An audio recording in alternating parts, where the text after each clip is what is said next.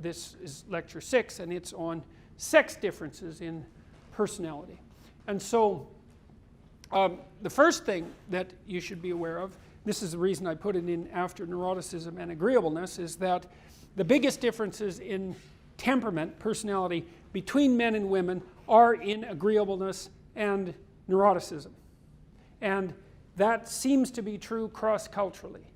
And so, because one of the things you want to know is, so look what's happened, is that psychologists have established a relatively atheoretical model of personality.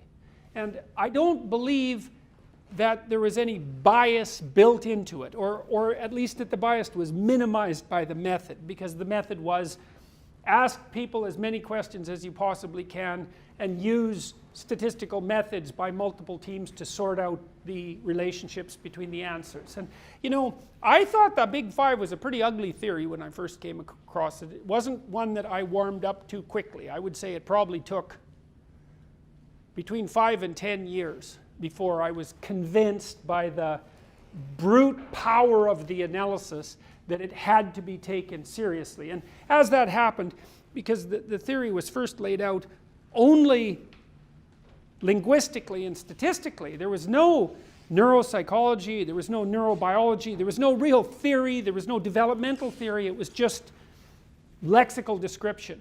And so it was like a theory in search of a place to exist as well, because of course before it was established we didn't know what it was also capable of predicting, and that all got built up around that, say, 5 to 10 year period too. And it became more, as we started to understand the relationship between the descriptors and the underlying biology, then the theory became richer and more useful and also more credible. But that actually had certain benefits. Its lack of initial theoretical attractiveness, because it also mitigated against bias, because if you find a theory attractive for whatever reason, then you're more likely to maybe be biased in favor of evidence that support it. And I really don't believe that the people who developed the Big Five theory were very much affected by that. I mean, there are people who built their reputation on the theory, and of course they would be biased in favor of pushing their career forward, but peer review, when it's done properly, keeps that nicely under control. And then the fact that multiple different methods have converged on the same model, and that there's pretty good evidence that it remains, reasonably stable cross-culturally, and that it's associated with the child developmental literature. That's all pretty powerful convergent evidence. And so, well, once you have the theory laid out, you can start to use it to ask and answer interesting questions like, well, are there differences between men and women? That'd be the first pretty simple question.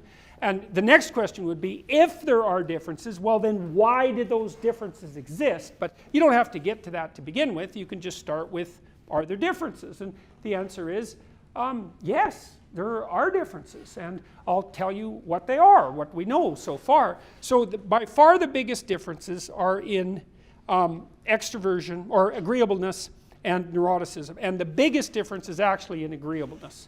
And so the difference is roughly this. If you picked a random man and a random woman out of the crowd and you said who's more aggressive, and you bet on the woman, you'd be right 40% of the time, which is actually quite a lot of the time. So there's more overlap between men and women than there are differences, even in the dimensions where the differences are the most pronounced. And then if you took a man and a woman out of a crowd and you asked who feels negative emotion, and you bet on the woman, you'd be right about 60% of the time.